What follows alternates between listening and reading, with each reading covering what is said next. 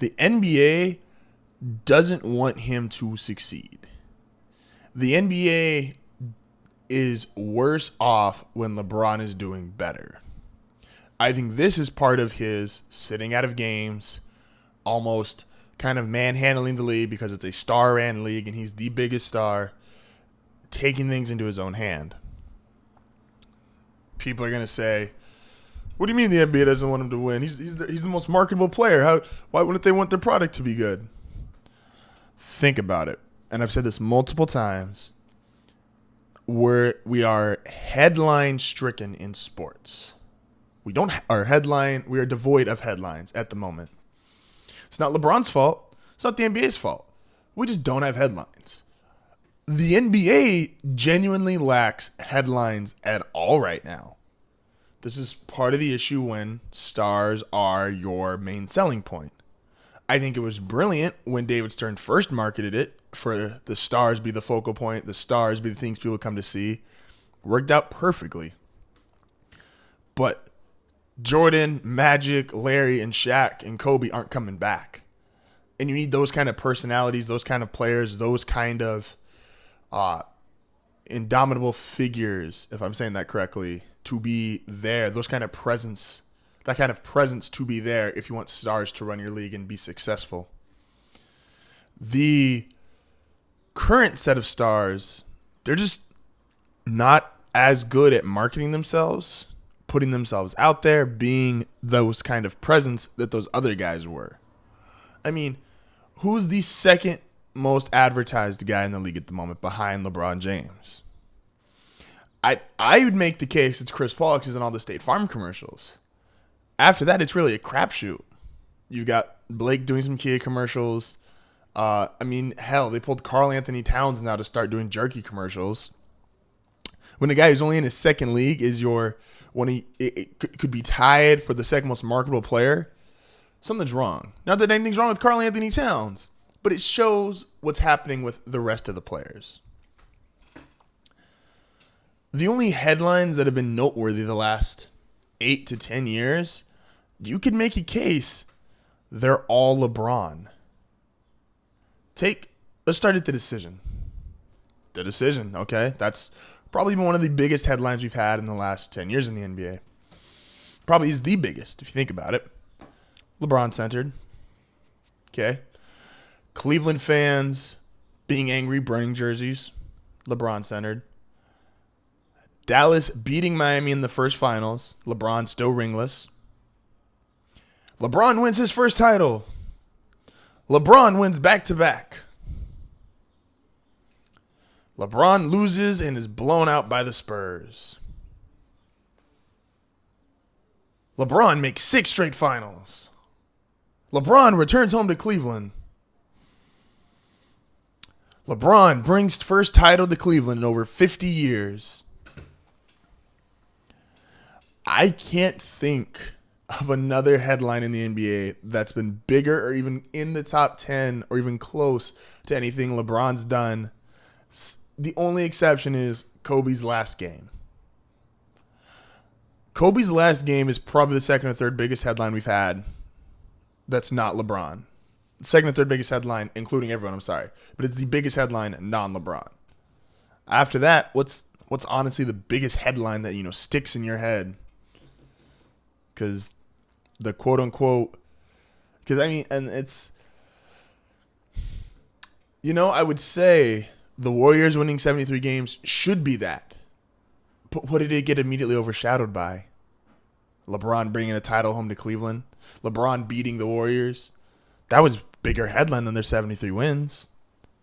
And Golden State's championship season was overshadowed by LeBron losing. LeBron losing is a bigger headline than the team actually winning. The Mavericks, when they won, overshadowed by LeBron, still can't get a ring. The Spurs winning, overshadowed by the fact it wasn't Duncan's got 5 rings, one of the greatest players ever. The Spurs are... I heard someone say the Spurs won a dynasty because they haven't won back-to-back. That's a bunch of bull. It wasn't about the Spurs dynasty continuing. It was, oh, look, LeBron still can't beat the Spurs. Popovich has his number. And then the Warriors beat them, and it's the league is so they need LeBron to do bad in order for their headlines and their ratings to be good, because that's the only thing people are watching right now. You can't find, unless you're like a hardcore fan, yeah, the hardcore fans are still gonna watch, but that's not where you get your great ratings from. Your great ratings come from the casual. How do TV shows do well? They start being very popular, and then not only do you have the hardcore TV watchers, you have the casual TV watchers. 13 Reasons Why. However you feel about that show, it's not a big deal, but the fact is it drew hardcore Netflix series watchers, and it drew the casual series watchers. I don't watch TV. I don't have cable. I do have Netflix, though, and I checked it out, and I watched an episode or two. That's an episode 2 I would have never watched on another show. The Get Down, very popular Netflix show. It started getting really popular. People started watching it. You get your ratings and your extreme numbers from the casual fan. And the casual fan is simply not interested in anything except LeBron, and the Warriors have a little bit of hype the last couple years, and then Kobe's final game. When Michael Jordan was successful, his brand, his image, everything was so beneficial to the league. The league loved that Jordan won 3 straight titles. And then when he retired, it was kind of like, oh, what do we do, guys? We just lost our big dude. Then he came back. The league loved it. Won 3 straight titles. Retired again. Michael's headlines and Michael's brand was always good for the league, and the league always endorsed it, and the league loved it. When Magic and Bird were playing, it was great for the league. It saved basketball. The league loved it. With LeBron, the league honestly loves seeing him struggle, because that's what creates new headlines. When he first came into the league wanted him to do well. He was the chosen one. He was the next guy. He was the king. 18 years old. He's already 6'8", 6'9", 230, 240 pounds. I don't know his exact weight when he came in the league. He was great for basketball. Then he started getting too great, and they were like, oh, well, the league, we're in this parity thing. We really don't need a dynasty going, but we like the drama you bring with the potential dynasty. We like the drama you bring being the greatest player in the world and can't win, because that brings us money. That brings us headlines. That brings attention. That gets the casual fan.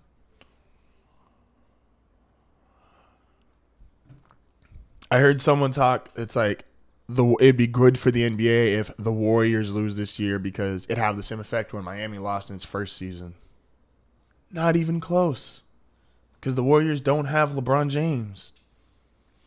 If LeBron loses this year, the NBA is rejoicing, because then they get to drag out, can LeBron take down this super team for 2 more years?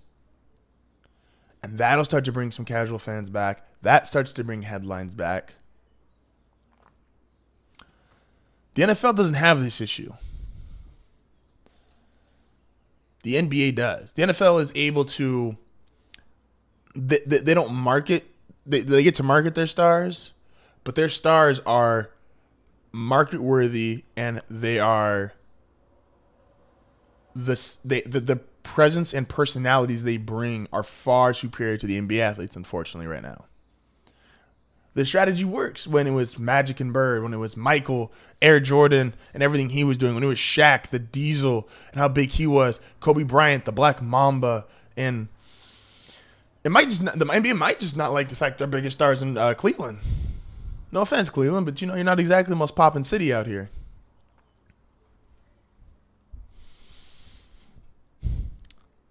The NBA doesn't like you, LeBron. So I don't mind that, you want to take some games, miss some games here and there, try to stick it back to the league. You should. If someone didn't like me, I'd probably try the same thing, even if they were my employer.